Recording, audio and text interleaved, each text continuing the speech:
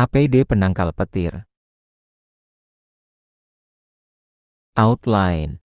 Pengantar peran APD dalam keselamatan petir. Kriteria penghentian pekerjaan saat petir terdeteksi, larangan membawa atau menggunakan benda logam, aturan menjauhi objek tinggi dan struktur konduktif, posisi aman ketika terjebak di area terbuka.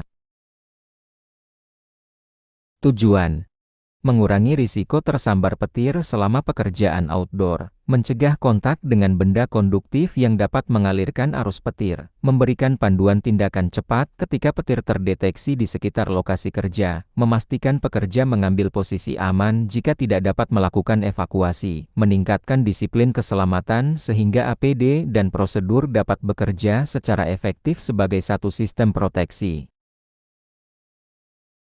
Standar APD dan proteksi petir. IEC 62305 adalah standar internasional yang mengatur sistem proteksi petir secara menyeluruh. Standar ini memastikan bahwa perlindungan petir pada bangunan, area kerja, dan manusia dilakukan sesuai aturan teknis yang aman. Mengacu pada standar ini membantu meminimalkan risiko sambaran langsung maupun tidak langsung. IEC 60903 merupakan standar untuk sarung tangan isolasi listrik. Standar ini menentukan kualitas bahan, tingkat isolasi, serta ketahanan sarung tangan terhadap tegangan tinggi. Sarung tangan yang lolos standar ini aman digunakan saat ada risiko induksi listrik dari petir.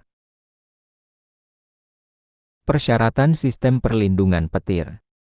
Standar acuan, IEC 62305 bagian 1-4 Sistem Proteksi Petir Menyeluruh, SNE 03-7015 Proteksi Petir Indonesia, IEC 62561 Komponen LPS Lightning Protection System, IEC 60364 Proteksi Instalasi Listrik, SNI 20-2-4811 Sistem Grounding.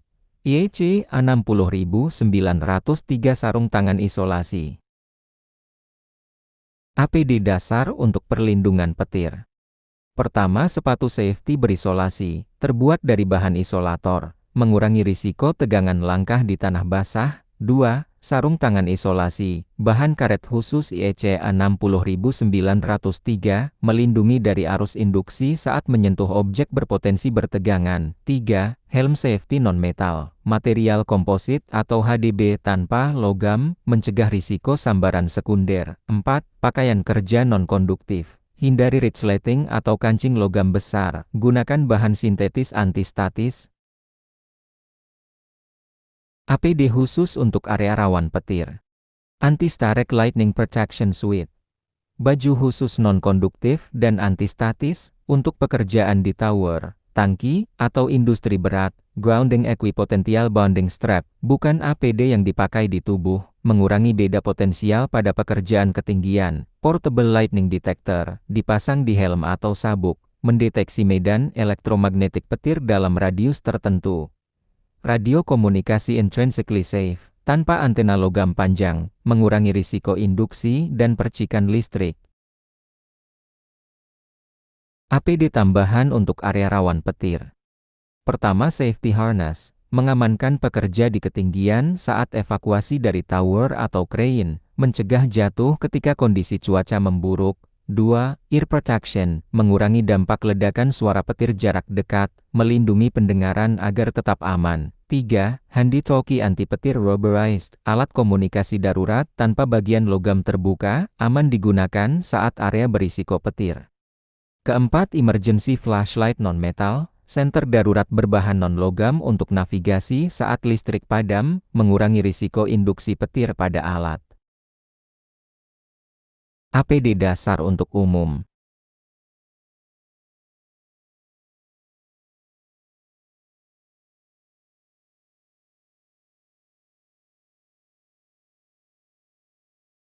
APD khusus untuk area rawan petir.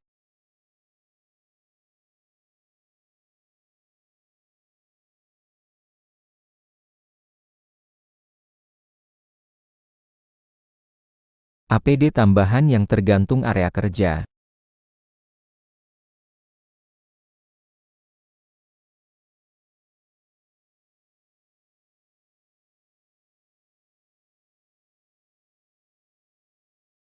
Kategori level bahaya petir.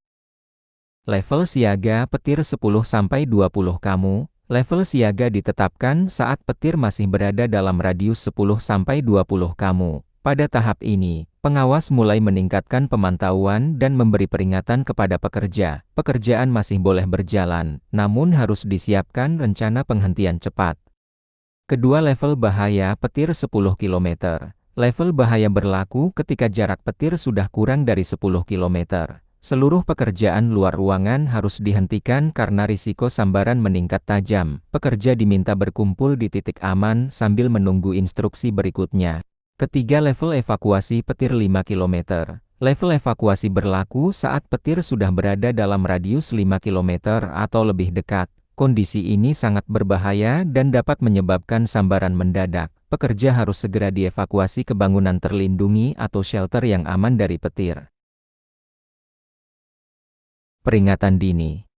Fieldmail memonitor perubahan medan listrik di atmosfer. Ketika medan listrik meningkat tajam, itu menandakan potensi petir sangat tinggi. Pengawas harus langsung bersiap menghentikan aktivitas saat alat menunjukkan nilai berbahaya. Tanda visual awan gelap, guruh, kilat. Selain alat, tanda alam seperti awan hitam pekat, suara guruh, dan kilatan cahaya adalah indikasi bahaya.